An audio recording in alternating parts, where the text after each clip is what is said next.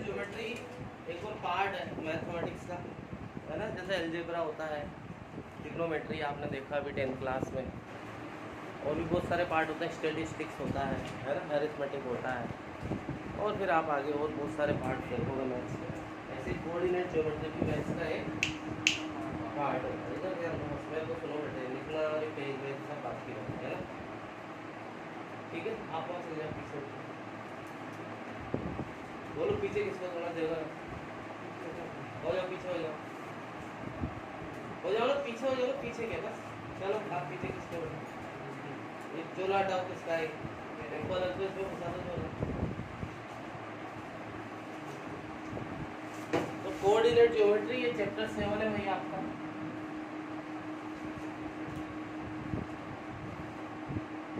और ये मैथमेटिक्स का वो पार्ट है जिसमें एक्सिस के बारे में स्टडी करते हैं, है ना। ये होता है नहीं, जानते हो नहीं जानते? Yes, sir.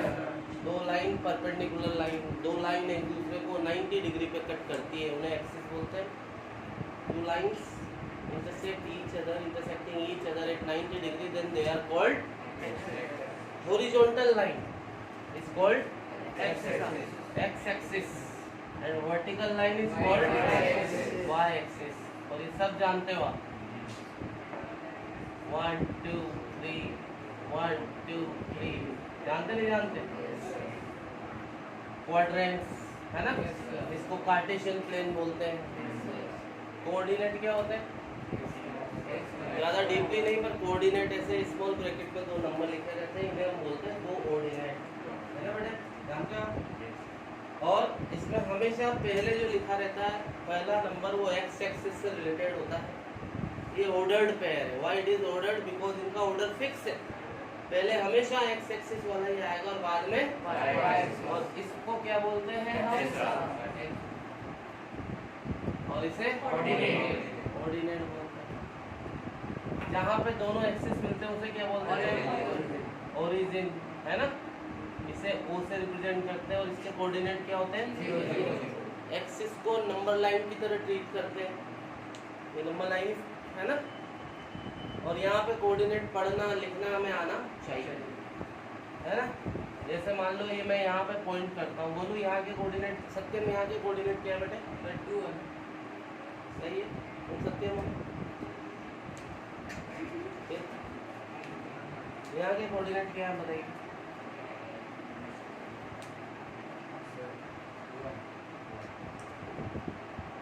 कोऑर्डिनेट पहले हमेशा कोऑर्डिनेट 1 2 3 ऐसे नहीं होते बेटे। कोऑर्डिनेट ऐसे स्मॉल ब्रैकेट में 2 नंबर लिखे रहते हैं, उन्हें बोलते हैं, है ना। और ये हमेशा 2 नंबर होते हैं, एक एक्स वाला और एक एक्स पे कितना है और वाई पे -1 और 1। आदित्य कुछ भी समझ में नहीं आ रहा ना तुम तो बिहेव तो ऐसे कर दो, पहले वहाँ खिड़की की बात देख रहे थे, अभी यहाँ इधर उधर। आप सुनोगे नहीं तो समझ में कैसे आए? और इंटरेस्ट नहीं तो पढ़ना छोड़ो। इंटरेस्ट तो डेवलप करना पड़ता है कंटिन्यूअस देख के। समझ में व्यक्ति को भी नहीं आता, पर देखते तो रहती बेचारी। और भी 2-4 यहाँ खाना कोई कुछ भी समझ में नहीं आता, देखता रहता है डर के वहाँ। फिर देखते रहने से थोड़ा बहुत 2-5-10% तो समझ में आएगा यार। तो कोऑर्डिनेट स्मॉल ब्रैकेट में 2 नंबर लिखे रहते हैं, उन्हें बोलते हैं। ये मैं थोड़ा जल्दी इसलिए बता रहा हूँ बेटे क्योंकि पुरानी 8-9 क्लास की बात है, मैं 10th क्लास पे स्टार्टिंग की मैंने, ठीक है। तो -1 और y पे 1। अच्छा, यहाँ के कोऑर्डिनेट क्या होते थे? 1 और 0। यहाँ के 0, क्योंकि x पे तो 3 है और y पे ना ऊपर है ना नीचे, बीच में क्या होता है? 0। यहाँ के कोऑर्डिनेट क्या होते हैं? -0। तो आपने पढ़ा 8th में 9th में, x एक्सिस पर हमेशा y वाला पार्ट क्या होता है? 0। और x axis always y equal to क्या होता है? 0। लेकिन ये बात तो आपने 8th में ही पढ़ी, 9th में ही पढ़ी। यहाँ हम प्रैक्टिकल बात करते हैं 10th क्लास में कि कभी कभी ये काम की बात है, कभी कभी आपको एक पॉइंट एज्यूम करना पड़ेगा। वो बोलेगा find point on x axis, क्या बोलेगा वो? एक पॉइंट पता करो भैया एक्स एक्सिस पे, उसके बारे में माल मसाला भी देगा। मसाला हम कढ़ाई में डालेंगे, बना लेंगे हलवा। लेकिन उस पॉइंट को एज्यूम करना पड़ेगा ना। तो एक्स एक्सिस पे खास बात क्या होती है, तो आप उसको एज्यूम करोगे K0। क्या K का ठेका नहीं, K पसंद नहीं है तो जुत्ती का ढील है ना। K0, why K0? Because it is lying on x axis and we know that on x axis always y वाला पार्ट इज 0। तो उसको यहाँ पे K0 एज्यूम करेंगे और K पता करने के लिए देगा कुछ, हम उसे फॉलो करेंगे, वो हम ढूंढ लेंगे। वो एक बात की बात, फिलहाल काम की बात की जो मैंने बताई, समझ में आया। इसी तरह से यहाँ के कोऑर्डिनेट क्या होंगे शिविका? 1 2 यहाँ के। चुपचाप रहो, तुम क्यों बता रही हो?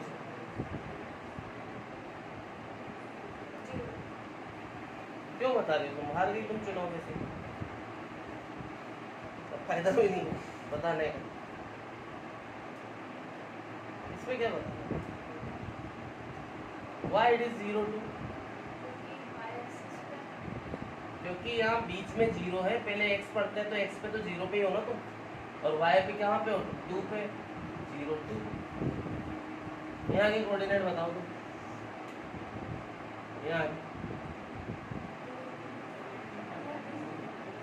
यहाँ के कोऑर्डिनेट क्या है?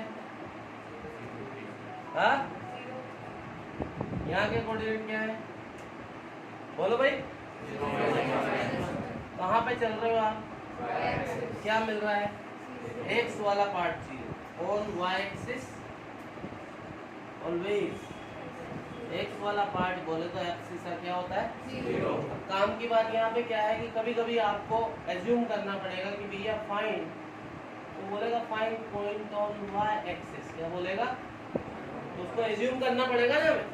तो उस पॉइंट को आप assume it as 0K, because y axis पे हमेशा। और आपके लिए एक एमसीक्यू का क्वेश्चन भी बनता है, equation of x axis. Equation किसकी होती है? लाइन की होती है, नहीं होती? तो एक्स एक्सिस लाइन नहीं है क्या? तो एक्स एक्सिस की इक्वेशन होती है y इक्वल टू 0। क्या होती है? ये असली मैथमेटिक्स है, ये तो प्रैक्टिकल बात है। आपसे बोलेंगे एमसीक्यू में भी equation of line x axis, आप बोलना y इक्वल टू 0, क्योंकि y इक्वल टू 0 के और एक्स एक्सिस तो ऐसे आपसे बोलेंगे इक्वेशन ऑफ क्या हो जाएगा? x इक्वल टू 0, बिकॉज ये लाइन है और लाइन की इक्वेशन होती है, बनता है ना। आपसे बोलेंगे जैसे दोनों ऑप्शन दे देंगे K0 और 0 के, which point is lying on y axis, कौन सा ऑप्शन आएगा? 0, क्योंकि y पे x वाला 0, तो आपका ऑप्शन ये राइट हो। समझ में आएंगे? ये कुछ बातें थी और इसमें भी मैंने बहुत सारी बातें नहीं बताई, लेकिन काम की जो बातें थी बताई, है ना। वरना पुरानी बातें स्टार्ट करेंगे तो फिर पूरा दिन लग जाएगा, है ना। उतार है। अब फार्मूला स्टार्ट होता है। फार्मूला है डिस्टेंस फार्मूला। आवाज बंद और इधर देख। डिस्टेंस फार्मूला क्या होता है? ये एक लाइन है AB और इसके दोनों एंड्स के कोऑर्डिनेट मेरे पास है x1 y1 और x2 y2। ये दोनों इसके जो एंड है ना, इनके कोऑर्डिनेट मेरे पास है। तो इस लाइन की मैं लेंथ पता कर सकता हूँ, A और B के बीच में डिस्टेंस पता कर सकता हूँ। This is called what is distance formula? That is clear और नो?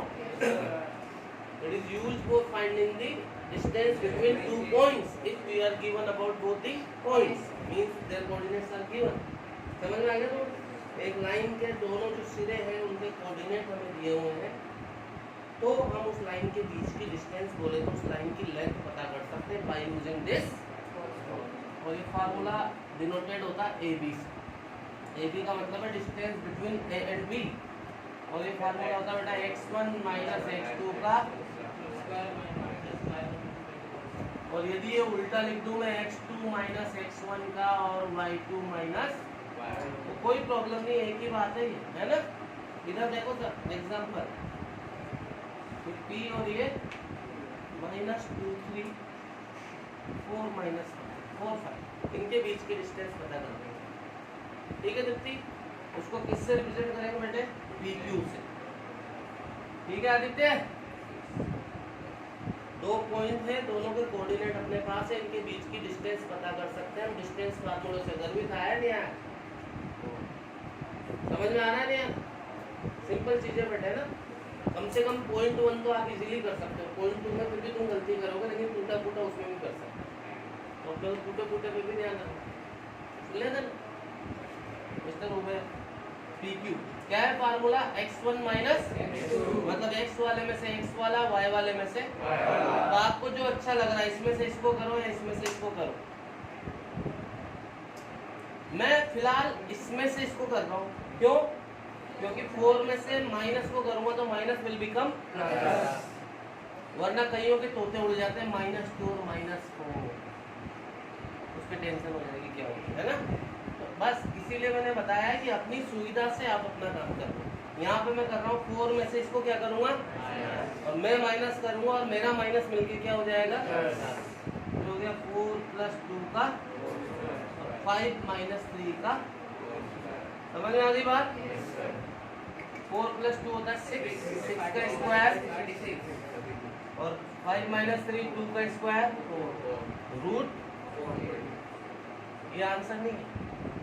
रूट 40 को क्या मैं 4 × 10 लिख सकता हूँ? 4 बार क्या बन के आएगा? 2√10 यूनिट। आंसर बताओ, समझ में आया? 1 more। आवाज बंद। A और B, A दे रखा है AB, B दे रखा है -A और इनके बीच की डिस्टेंस पता करनी है अपने को, है ना बेटे? तो it is denoted by A में से -A जाएगा तो माइनस क्या हो जाएगा? A + A, सही है? Similarly B + B whole. A और A क्या होता है? 2A। B और B 2A। ये क्या हो गया? और ये क्या हो गया? अंदर ही अंदर 4 कॉमन आ रहा है नहीं आ रहा? और 4 बार क्या बन के आएगा? और अंदर क्या बचा? और कई बच्चे क्या करते हैं, इसका आंसर यहाँ पे है ना, वो इस A + B लिख देते हैं इसको, A + B। ये गलत है सही है? गलत है। अगर A + B का होल स्क्वायर होता ना अंदर तो मैं A + B लिख देता, प्लस माइनस में ऐसे थोड़ी कर सकते हैं। ठीक है, it will remain same. Distance में सेंटीमीटर मीटर होता है, इसलिए मैं यूनिट लिख देता हूँ, लिखना पड़ेगा। ये डिस्टेंस फार्मूला बताओ, समझ में आया नहीं? मिस्टर सत्यम, सदैव सत्य बोलो, बताओ समझ में आया? बता रहे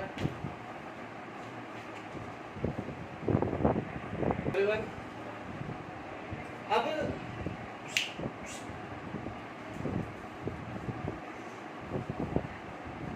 कंडीशन ऑफ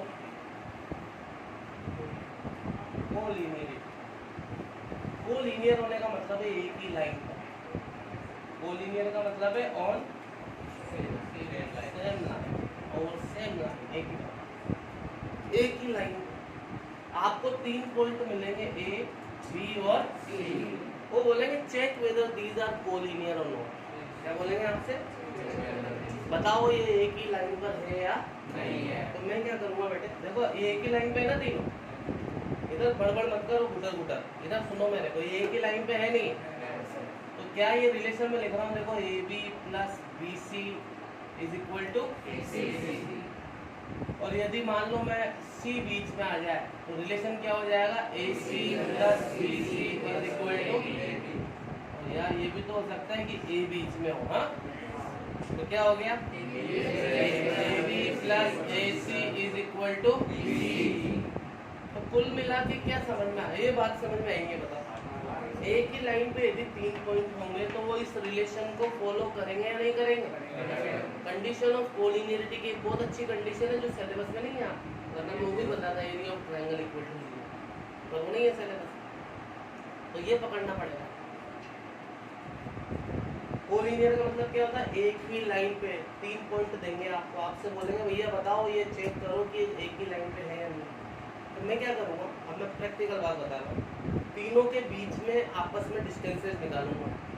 कैसे निकालूंगा तो स्केल से, तो ये फार्मूला लगा, वेरी गुड।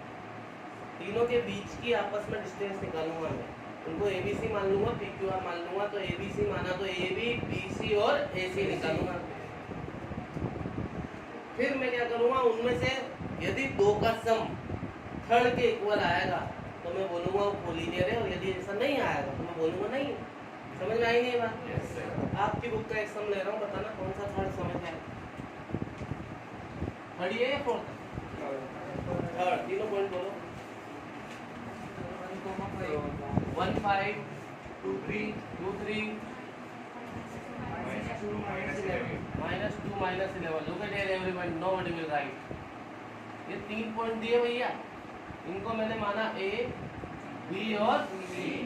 ऐसा नहीं लिखते A = 1/5, बस ऐसे चिपका देते हैं A, अरे चिपकू होते हैं A B C।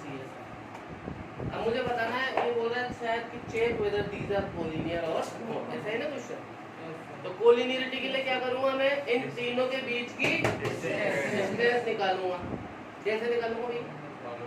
फॉर्मूले से। ये मैंने AB निकाला, ये BC निकाला और ये निकालते AB। 2 में से 1 गया तो 1 का स्क्वायर, 3 में से या 5 में से 3 गया तो 2 का स्क्वायर, कितना आ गया? समझ में आ गया? BC निकालूंगा 2, और ये माइनस और मेरा माइनस मिलके क्या हो गया?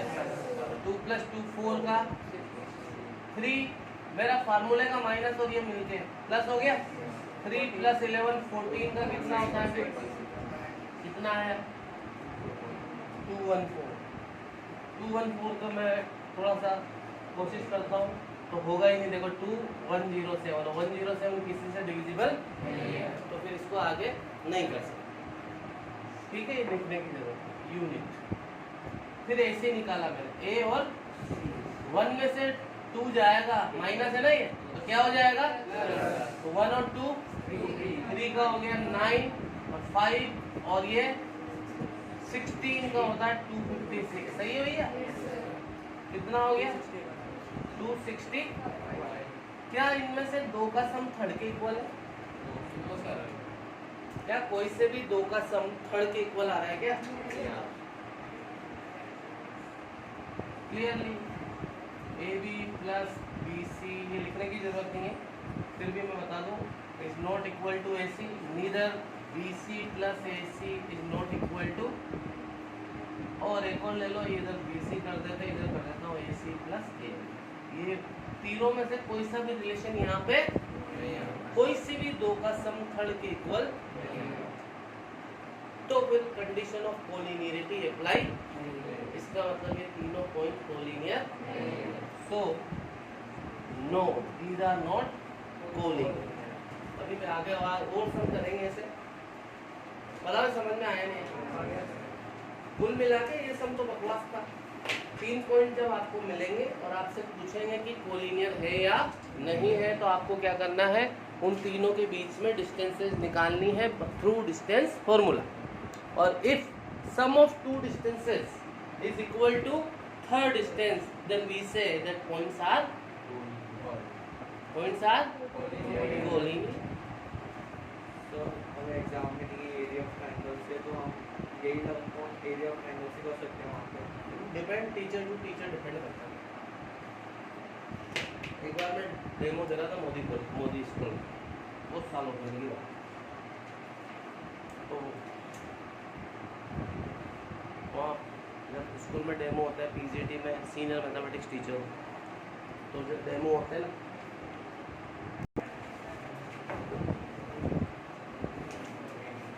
अब आपको बेटे 3 पॉइंट मिलेंगे, ऐसे 3 पॉइंट मिलेंगे आपको ABC। आपसे बोलेंगे which type of quadrilateral triangle it is, ये कौन सा आइसोस्केलेस क्या होता है? Isosceles triangle, equilateral triangle. What is isosceles triangle? इसकी आइसोस्केलस बता सकते हैं इसमें, और इक्विलैटरल मतलब, और जिसमें तीनों इक्वल नहीं होती जबकि उसको क्या बोलते हैं, विषम बाहु त्रिभुज। विषम यानी अलग अलग, बाहु यानी भुजा साइड, त्रिभुज यानी ट्राइंगल। एक होता है समबाहु, समान भुजाएं वाला त्रिभुज, और एक होता है सम द्विबाहु, दो भुजा जिसकी समान है। समझ में आया? तो भैया एक होता है आइसोस्केलस जिसकी इक्विलैटरल जिसकी, और एक जिसकी तीनों अनइक्वल, और एक और होता है राइट एंगल ट्राइंगल जिसमें दो भुजाओं के वर्गों का योगफल तीसरी भुजा के वर्ग के बराबर होता है, हाइपोटेनस का स्क्वायर, है ना। चलो जी देखो बस, आपको 3 वर्टिसेस देंगे, आपसे बोलेंगे भैया कौन सा ट्राइंगल है ये, तो आप क्या करना, तीनों के बीच की डिस्टेंस निकालना, ए बी बी सी और यदि तीनों साइड इक्वल आएंगी तो आप क्या बोलोगे, इक्विलैटरल ट्राइंगल है। यदि दो साइड आएगी तो, यदि तीनों अनइक्वल आएगी तो स्केलर, और एक पूछेगा राइट एंगल ट्राइंगल, तो आप क्या करना, तीनों साइड निकाल के भैया जी उन तीनों का क्या कर देना, स्क्वायर। और राइट एंगल ट्राइंगल में पाइथागोरस थ्योरम आती नहीं आती, केवल राइट एंगल ट्राइंगल में काम में आती है, यूज में होती है। तो यहाँ पे पाइथागोरस थ्योरम क्या होती है, सबसे बड़ी साइड का स्क्वायर, सबसे बड़ी साइड का स्क्वायर बची हुई दोनों साइड्स के स्क्वायर्स के सम के। तो क्या करेंगे हम, ये सब तीनों के बीच की डिस्टेंस निकालेंगे और तीनों का क्या कर लेंगे, मतलब रूट हटा देंगे, और यदि कोई से भी दो का सम थर्ड के इक्वल आ जाता है तो हम बोलेंगे पाइथागोरस लग रही है नहीं लग रही, तो फिर वो कौन सा ट्राइंगल कहलाएगा, और एक होता है right angle isosceles, isosceles right triangle. तो वहाँ ये वाला रिलेशन तो अप्लाई होगा ही होगा, लेकिन दो साइड भी तो कहलाएगा आइसोस्केलस। ये बात समझ में आई नहीं, आई डोंट थिंक इसके बारे में कुछ दिखाने की जरूरत है, मेरे को तो अंडरस्टूड है ना। तो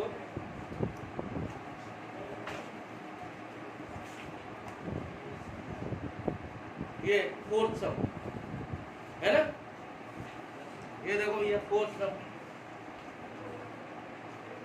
वर्टिसेस दे रखे मेरे को 5 - 2, बी दे रखा है क्या 6 4, बोलना जरूरी है तुम्हारा 7 - 2।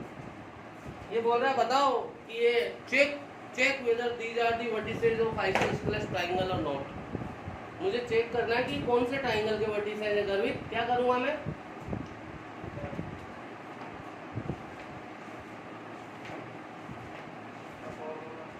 अरे मैं करूंगा क्या, फॉर्मूला तो दूर की बात। 3 वर्टिसेस दे रखे हैं, मुझसे बोला है कि कौन सा वाला वर्टिसेस है ये, तो मैं क्या करूंगा, मैं तीनों के बीच की डिस्टेंस निकालूंगा, ए बी बी सी और कैसे निकालूंगा, फार्मूले से। 6 - 5 1 का स्क्वायर क्या होता है 4 और माइनस 2, 6 का टोटल कितना हो गया, यहाँ आ जाओ BC। 7 - 6 कितना होता है 1, 1 का तो ये, और 4 और माइनस कितना हो गया, कितना हो गया, आगे आ जाओ AC। 7 - 5 कितना 2, 2 का और -2, और मेरा माइनस और ये माइनस मिलके क्या हो जाएगा, तो क्या आ गया ये √4 की वैल्यू कितनी आई, दो साइड इक्वल आ रही नहीं आ रही, clearly AB is equal to BC is not equal to, so yes it is isosceles triangle. नहीं है क्या बात समझ में, सत्य में कुछ भी नहीं आया ना, सत्य बताओ तो समझ ला पा। 3 वर्टिसेस मिलेंगे, आपसे पूछेंगे दीप्ति की बताओ ये कौन सा ट्राइंगल है, तो हम तीनों के बीच की क्या निकालेंगे बेटे, क्योंकि वही तो बता सकता है कौन सा है। यदि दो साइड इक्वल आएगी तो हम बोलेंगे ये आइसोस्केलस है, 3 आएगी तो, तीनों अनइक्वल आएंगी तो, और राइट एंगल ट्राइंगल को चेक करने के लिए राइट एंगल ट्राइंगल को चेक करने के लिए मैं तीनों का स्क्वायर करूंगा, और यदि दो के स्क्वायर का सम थर्ड के स्क्वायर के इक्वल आ गया तो पाइथागोरस लगे कि नहीं लगे? तो कौन सा हुआ? Right angle. खत्म हो गया। ये थ्योरी लिखने की जरूरत है क्या? सम उतार लो, इसमें क्या लिखोगे? बच्चों वाली बात है।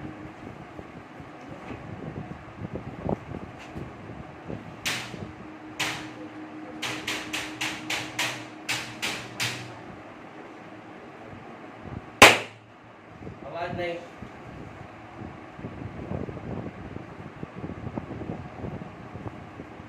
कोऑर्डिनेट, ठीक है डियर एवरीवन, आपको इस बार कितने मिलेंगे?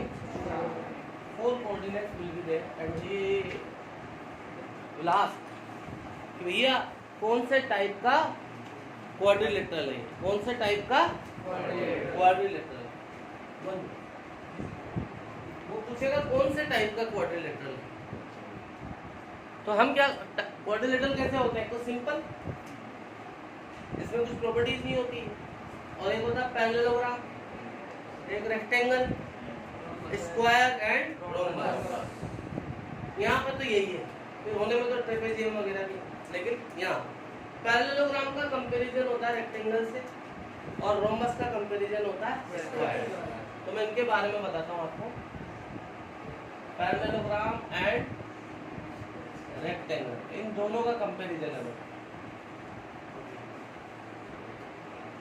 आप क्या करोगे? आपको 4 वर्टिसेस मिलेंगे, आपसे पूछेंगे कौन सा क्वाड्रिलेटरल है, तो आप क्या करोगे? इन चारों के बीच की चारों साइड की लेंथ निकालोगे। कैसे निकालोगे आप? AB, फिर BC, CD और यदि ऑपोजिट साइड इक्वल आती, तो आप सबको पता है कि ऑपोजिट साइड किसमें इक्वल होती है? लेकिन ऑपोजिट साइड तो यहाँ पर भी इक्वल होती है, होती है कि नहीं होती? तो फिर कंफर्म करना पड़ेगा ना हमें कि ये पैरेललोग्राम है और रेक्टेंगल है। तो कंफर्म करने के लिए हम इनके डायगोनल निकालेंगे, AC और मैंने इसे डायगोनल निकालेंगे, इसका मतलब है डायगोनल की लेंथ निकालेंगे बाय डिस्टेंस फार्मूला। A और C के बीच की डिस्टेंस B और यहाँ पर यदि डायगोनल इक्वल नहीं आते हैं तो वो कौन है? और यदि आते हैं तो वो कौन है? समझ में आएगी बात? क्या बताया मैंने आपको? 4 वर्टिसेस मिलेंगे, आपसे पूछेंगे भैया कौन से टाइप का क्वाड्रिलेटरल है ये, तो आप क्या करोगे? उन चारों के बीच की डिस्टेंसेस निकाल लेना, मतलब चारों साइड निकाल लेना। यदि ऑपोजिट साइड इक्वल आती है तो 2 things can be there, 2 results can be there, whether it is a parallelogram or for confirming it, what we will do? We will find their diagonal, AC and BD we will find. Or suppose both the diagonals are equal, then it is, and if not equal then it is, and then comes rhombus and square.